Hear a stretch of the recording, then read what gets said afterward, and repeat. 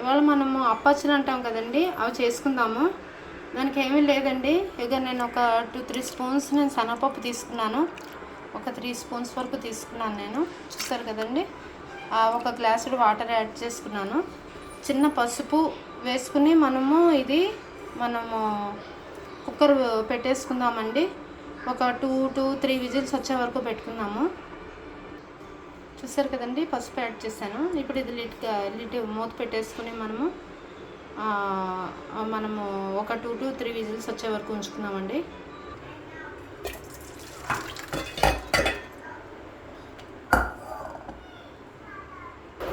చూసారు కదండి, ఇలా బాయిల్ అయ్యాయి.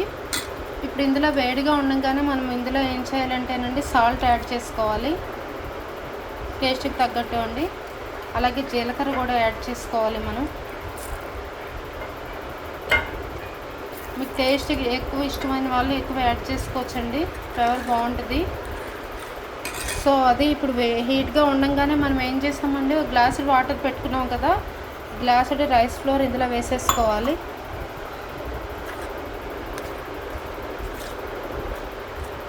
ఉడికింది కదండి, ఉడికిన దాంట్లోనే వేసుకుని కలుపుకోవాలి.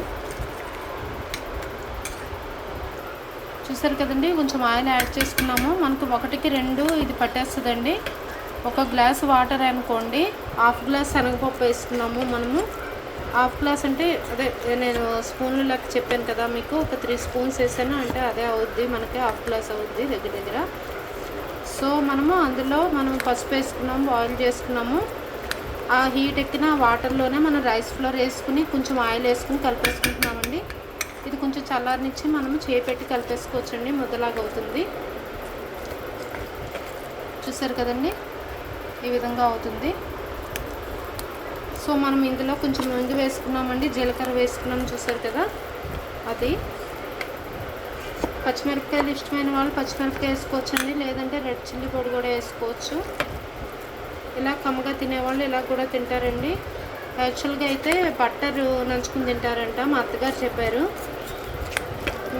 బట్టరును అదే అమూల్ది అది బట్టర్ వస్తుంది కదండి, సాల్టెడ్ బట్టరు, అందులో కారం కలుపుకుని తింటారంట యాక్చువల్గా. అంటే ఇందులో కారం వేయకుండా అలాగే అందులో కారం కలుపుకుని నంచుకుని తింటారంటండి.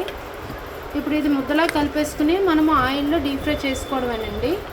మరీ క్రిస్పీగా ఉండదు, మరీ మెత్తగా ఉండదండి, చక్కగా తినేటట్టు వస్తాయి. వాళ్ళు కూడా తినేటట్టు ఉంటాయంట. యాక్చువల్గా మా అత్తగారే థాట్ చేశారు, అందుకనే పెట్టాను. ఇప్పుడు ముందు అర్జెంటుగా చేసుకో అమ్మాయి అన్నారు, ఆవిడ చేసుకున్నాను అన్నారు.